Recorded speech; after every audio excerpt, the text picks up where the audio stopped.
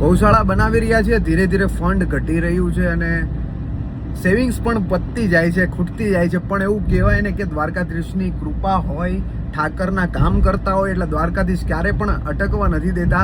મિત્રો, આજે 51,000 રૂપિયાનો સહયોગ મળ્યો છે રાધે રોટી સેવા ફાઉન્ડેશનની અંદર અને એમનું નામ છે ધરતી પટેલ અને ટેરા 7 નેલ સ્ટુડિયો કરીને ચલાવે છે, જે મેં આઈડી મેન્શન કરી દીધી છે. મિત્રો, આ બેનનો ખૂબ ખૂબ ધન્યવાદ કે 500 ગાયોના જીવ બચાવવા માટે એમણે અનુદાન આપ્યું છે. અને મિત્રો, આ બેન વરાછાથી છે અને એમણે સહયોગ આપ્યો છે.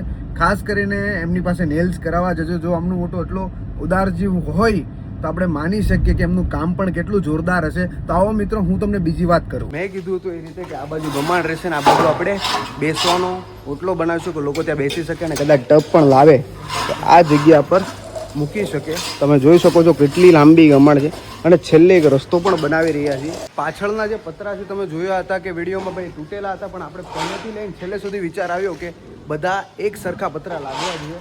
તો આપણે કમસે કમ 1500 ફૂટ લાંબો પટ્ટો છે મિત્રો, અહીંથી જોઈ શકો છો, અહીંથી ત્યાં સુધી આપણે પતરા નાખ્યા છે. મિત્રો, દાન આવે કે ના આવે, ગૌશાળાનું કામ તો અમે પૂરું કરીને જ રહીશું, આજે નહીં તો કાલે, બરાબર.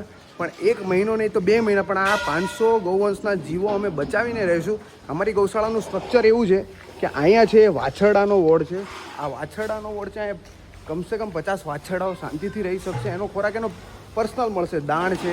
આ જે વોર્ડ છે ત્યાં સુધી ત્યાં રહેશે 2 થી 3 વર્ષના જે મોટા થાય એ રહેશે. કારણ કે જો મોટા સાથે રહેશે તો કદાચ એ કાન આવી જાય એના પગની નીચે, મોટી ગાય નીચે, તો એને લોહી નીકળે, XYZ કોઈ પણ પ્રોબ્લેમ થઈ શકે.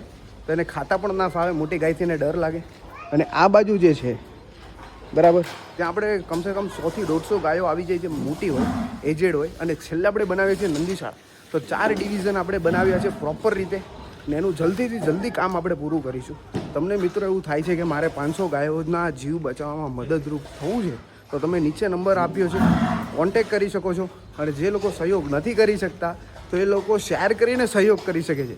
બસ મિત્રો, સાથ આપતા રહેજો. રાધે રાધે.